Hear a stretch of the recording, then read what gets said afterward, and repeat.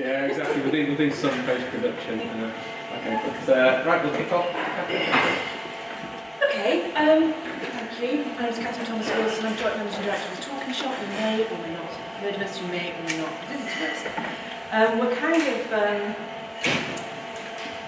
involved more and more in a lot of user testing. And I went to the NUX event at the Comedy Store a few months ago, and my heart broke a little bit on several occasions because there was a lot of cheering and happiness at the thought of never having to do a user testing lab in a lab ever again. So I kind of own a lab, so I was a bit sad, and I just thought maybe there was an argument that sometimes it might be an idea to use all kinds of different venues for user testing. And today there's two parts to this think that I've had. The first part is all the different places you could go and talk to people. Adam, you were telling me about the big sofa earlier. There's that. I haven't included it in this tonight, but it's another option. All the different places you could go. Then there's a kind of a change of direction into, if you do decide to do face-to-face user testing, and I'm only talking about face-to-face here because that's what we do, then what are the basics that you need to think about if you're organising it? I apologise straight away if I'm teaching you to suck eggs here. I'm really not sure how much user testing anybody's done in this audience, and if you have done an awful lot, then please tell me and I'll make sure that I absorb it into what we do at our place. But just in case you don't do an awful lot of it, then we have observed all different kinds of people come to do user testing at our place. And some people are very, very experienced and have loads of ideas, and some people haven't had so much experience. And all I've done today is just boil it all down into three sort of areas and give it back to people. If you want to think about stuff when you're doing some user testing, here's a few checklists that you might want to think about if you're doing it face to face. I haven't put it on the slides because you wouldn't be able to read it, but I have got a handout or I can email it to you later. I'll try and remember it as I'm talking. So the Talking Shop was opened in 2004. My business partner and I spent 100 years working for McCann Erickson, which is a large advertising agency around here. We then set up what was then called a market research viewing facility, because we'd spent a lot of time doing market research with planners in spaces that we felt were inappropriate and didn't make for the best conversations.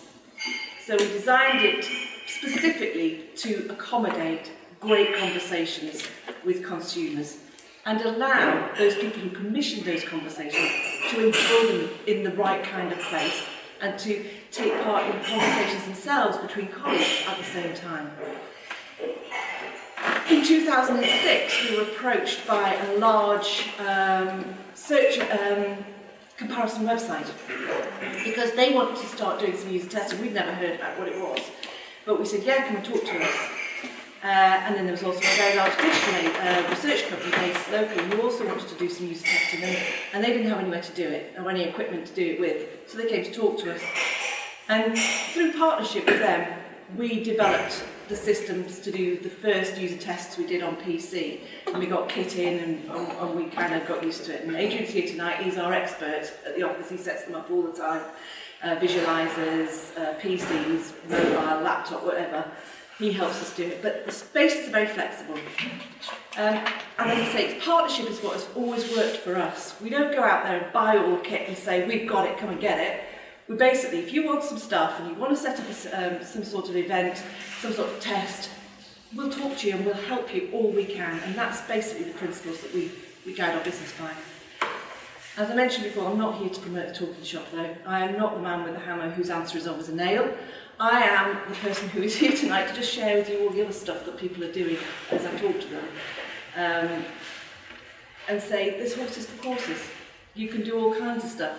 And not everything needs to be done on site. Not everything can be done in a cafe. Not everything can be done in a lab effectively. So I was just going to run through, if you don't mind, some of the things that you might want to consider if you are looking at various options. So I'm just going to use this as a little bit of a prompt here, because there's quite a lot on here. So one of the areas that, face-to-face user testing can take place in, so we've got in-home, at work, you're virtually in home, so remote testing at work, on-street, on-site, you've got scientific kind of market research spaces, you've got market research kind of spaces, which is where we come from. Starting off with on-site. Now, one of the great things about doing stuff on-site in an office like this is that you've got very short lead times. You don't have to book anywhere, you don't have to get a team ready, you can just get people in tomorrow if you wanted to, if you've got time to recruit. It doesn't cost you anything, you've probably got all the gear here, you've probably got all the kit ready and running, and you've got loads of people who know how to work it, who can come in and help you sort it out. If the prototype is iterative and you're working in an agile way, then great, you can all just go and redevelop it and submit it to another participant, within the hour.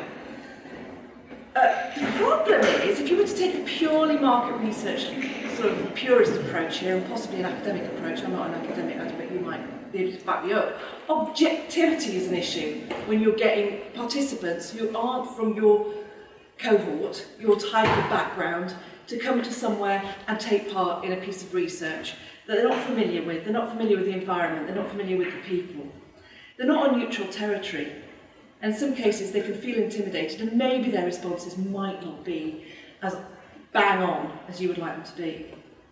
You may not, this is brilliant, but some other places may not have the kind of facilities to accommodate people and participants and observers. So, you need to think about what your waiting areas are, who's going to meet them, who's going to greet them, how they're going to be looked after. Is there great parking? Can you be easily found? And some projects may require or may benefit from a little more live observation than is available when you're doing it on site. So, for example, yes, I imagine that to do a small tweak or a little bit of development work is fantastic, perfect on site using your own people. But if you've got a major kick-off meeting with a lot of stakeholders, then it's probably going to save you a bit of time if that's what's important to you, if you can get all the stakeholders involved for one great big session, and therefore there's less time spreading the word, sharing the observations, getting buy-in. The whole team has been present at the time when the work was being done, and hopefully that might give you a bit more momentum if it's that kind of project.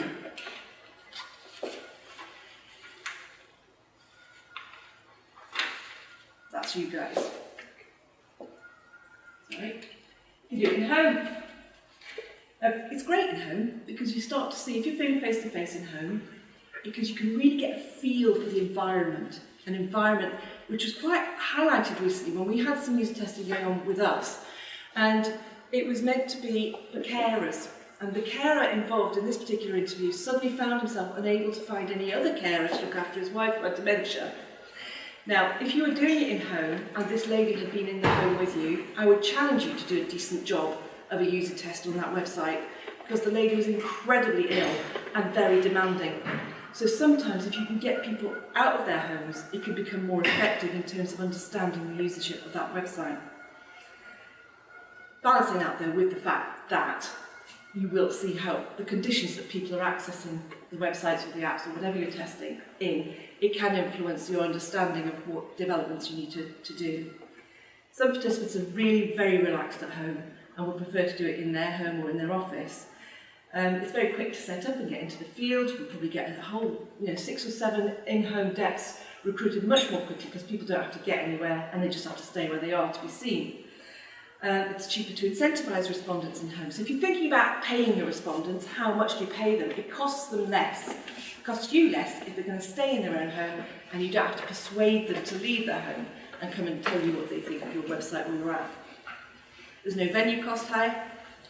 And just referring back to the lady with dementia, if you need to reach hard to reach groups of people, those people who wouldn't normally be out and about on the street, then meeting them at home is the safest and securest way to guarantee you're going to get to see the right people.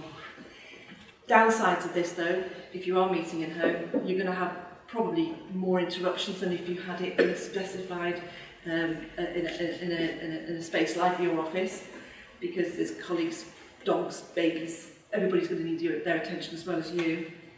Some participants feel less relaxed in their own home. It can be time consuming for you as the moderator because you're going to have to drive or get yourself from one home to the next home, and you're going to have to know how you're going to do it, and it might limit the number of interviews you can do in a day. You might only be able to do 2 or 3, whereas if you had it on site or in a lab or somewhere else or on the street, you could see 6 or 7 people in a day. which means that it's going to take you long to do the field work, which means that you're then going to take long to analyse and debrief that to the people who need to be involved in order to take it forward. And if you are working agile, then again, that's another sort of delay to the whole process. Again, very few people can observe that, so if you need to get stakeholders buy-in, you're only ever going to get one, maybe two people who are going to be welcomed into anybody's home or office to take part in that conversation. And so you need to think about how many people want to watch or listen live to what's going on. Your moderator costs will be higher, and if you have a live prototype, for example, one that happened recently with us, if there's a live prototype based on your client server that you could only access remotely for this session from the user's house, then I challenge you to get through the security systems we had to get through with this organisation to make sure that they would let us and give us access to their server from ours in order to access the live prototype. It was very challenging. It was the first time it's ever happened to us, so I'm sure it doesn't happen very often, but it's just one thing to think about. Speed tests, this is probably the quickest way to do it, and we recruited these, well, I think back in 2006, I think you call them guerrilla testing, we would call them on-street interviews, whatever you want to call them.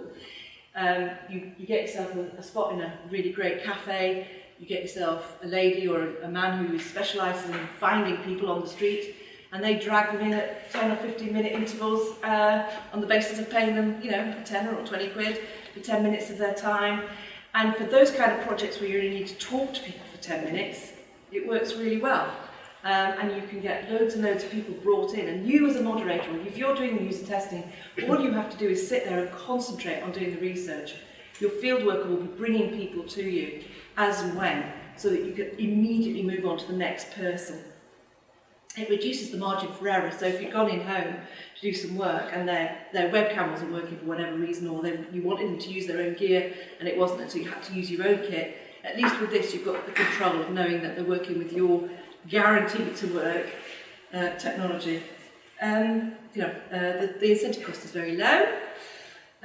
It's great, especially for those projects where you're just looking for anybody, if you've got a really loose recruitment specification for those participants. So you're looking for males aged 16 to 25, doesn't matter if they drive a Volvo, doesn't matter if they've got 2 kids, that's great. You just pull them in and you can do it in the cafes, and that's what we've helped organise in the past. The problems with this, though, is that you're limited to your venue, really. Wrong way? Right way? Wrong way.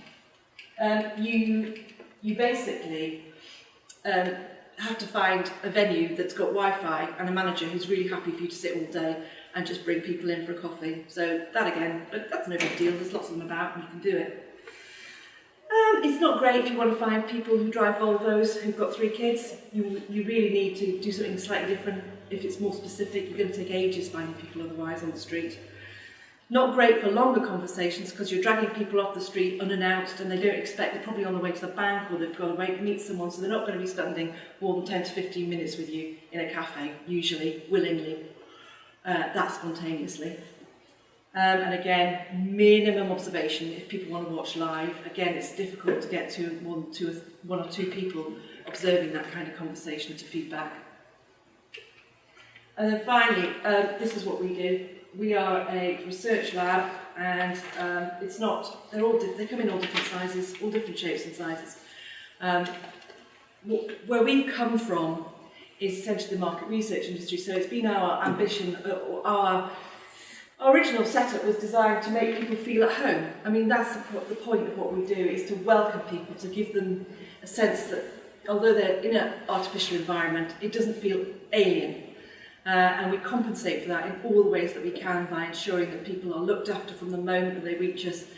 They are fed, they are watered, it's organised, everybody knows what they're doing, it's slick, it moves. The researchers don't have to worry about where their participants are because we're already on it, making sure that they're coming.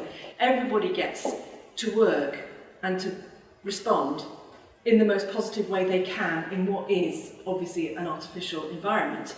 But we're trying to optimise it because it's neutral territory for everybody. So there's no agency people involved here, there's no respondents, family around, it's totally neutral. So you can work on that basis. Our facilities are designed to optimise this specific process. That's the only reason we're raison d'etre. That's why we're here. The meeting rooms can be as large or as small as you want, but they are larger than normal, and the observation rooms are enormous compared to some of the ones I've seen. So they've got meeting boardroom tables, all the stuff you'd need, flip charts, post-it notes galore, everything is there. Up to 20 people can sit and observe one interview at a time. And in between that, you can evolve and develop whatever you're doing. The kit that we provide is there if you want it. Obviously, most people don't. They want to use their own because that's where the prototypes are, but we've got laptops and recording software and cameras and visualizers for mobile and all kinds of stuff. It allows involvement of all the stakeholders, so for those big meetings where it's important that everybody leaves happy and content, that they've understood why what's happening is happening, then this is the kind of environment that facilitates that, enables that. The spaces that we have, I'm not sure about anybody else, but we have spaces that can be adapted to these pictures here, I think I had them on earlier, of the living room setting or the office setting, or all of it is flexible, so we can create all of that. Venue cost is higher on the downside, but that's because of all the service we bring to the table, which means that you don't have to.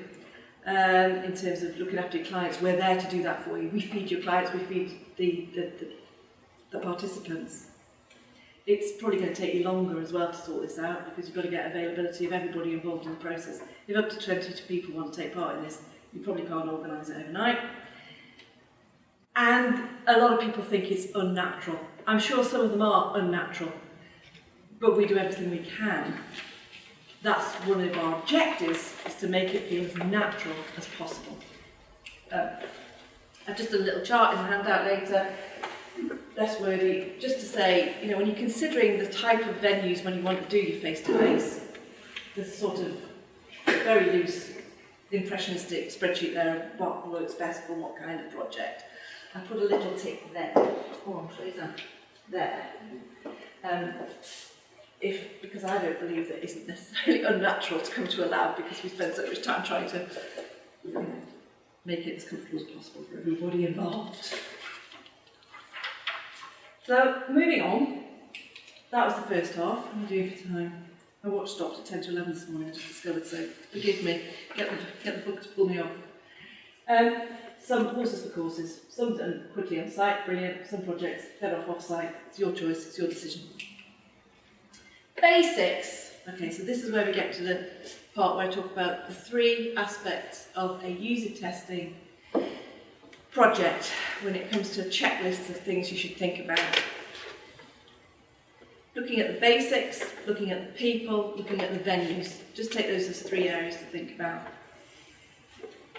In this document I've got in my hand, you did have it on a slide until Friday, but I was told to take it all off. So you've got 2 images there, the 2 things that I can think of straight away that have caused people the most grief in our venue when people arrive without the charges for a 3-day session on tablet, mobile. So just the checklist here has got things like, don't forget your discussion guide, hard and soft copies, don't forget your incentives, you know, all that stuff. It really can make the day horrendously stressful if you forget really small things. We'll be there to help them. That's what Adrian said the other day. He said, yeah, clients come with plan A and plan B. We're always there with plan C, which we try to predict what might go wrong and be there in case. So basically, there you go. Basic materials, discussion guides, respondent details, participant respondent details and contacts, and your incentives. Your own equipment, is it working? Is it the right one? We had somebody come to do a session using Reflector the other week, turned up with an iPhone 4 instead of an iPhone 4S, because it only works on 4S, so we helped out with that. Laptop, mobile, smart TVs, have you got them all? Do you need us to provide any? What do you need to be able to access when you get there? Have you got your user testing software solution? Are you comfortable with it? Chargers, adapters, digital audio recorder maybe sometimes come in handy for a bit of backup if suddenly Moray goes wonky. And then there's the venues equipment. You know, what can you be expected to find when you get there, and what would you like to find when you get there, and have you had that conversation before you actually arrive? Are you confident with that software? Have you got help with that software if you need it? Have you installed all the updates? Because that caused a bit of a problem with iOS 7 when it came out, because I think it was Camtasia. Was it Camtasia, Adrian? It didn't work. Yeah? And it took us about a day and a half to realise what the problem was. It wasn't our kit, but we had the other person's kit. The venue. When you're looking at the venue, what kind of stuff do you need to think about? How long will you need to set all the kit up that you need?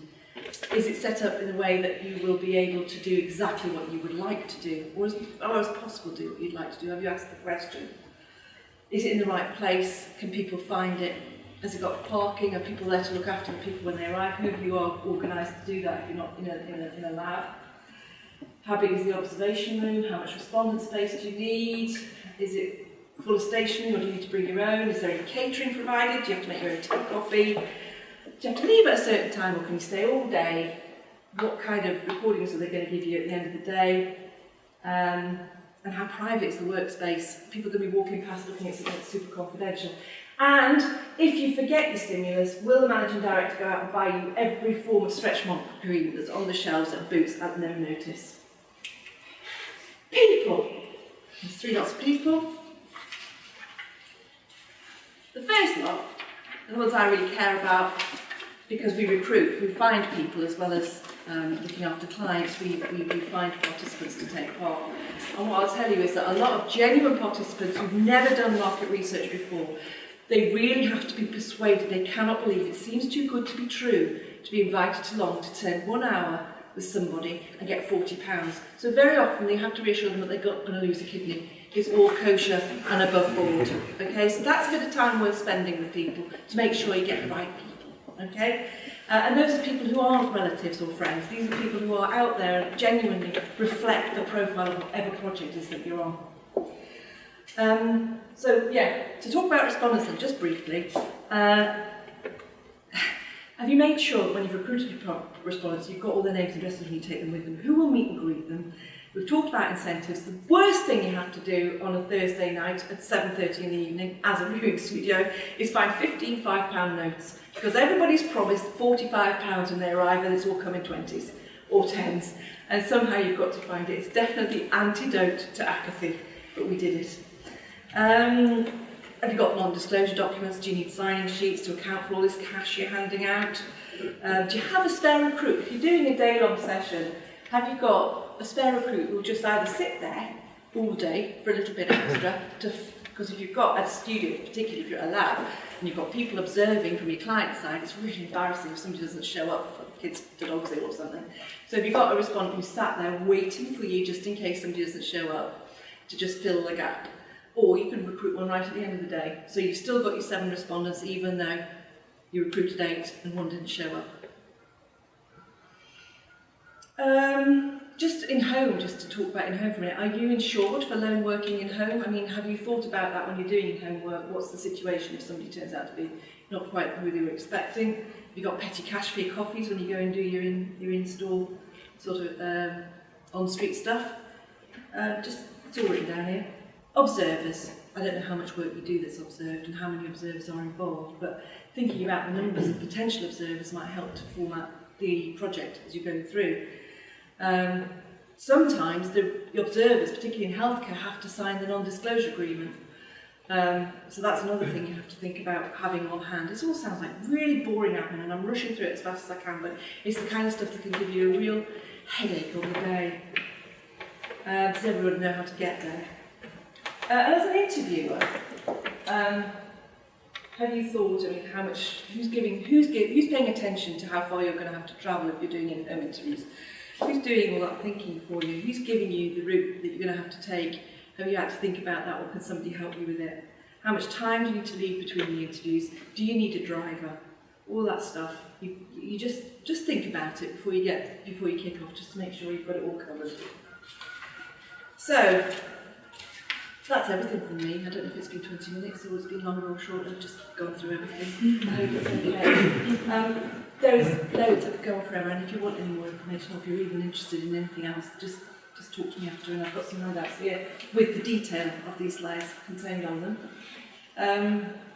I think, you know, we've been doing this a long time, my business partner and I. we feel completely like it's been 100 years since we kicked off, and a lot of the stuff that we learned as market researchers has changed, but a lot of it stays the same, and some of this won't ever change in terms of the way to make a piece of user testing or market research work well. And it still holds true that there are some projects that are fine done quickly and cheaply. That's a picture of our light switch at the office before it got decorated with the previous decorator. We'd had him in, we didn't pay him very much because we were just kicking off. But we wish we had paid a bit more, because it's, sometimes you get what you pay for. So we've paid half the price for that, but we're going to have to get it done again. So do it twice. Sometimes the projects are great and they can be done by yourselves and you can do them in the office. Sometimes it's probably worth thinking about getting somebody else who's done it before and who's specially set up to do it to help you. That's it. Thank you very much.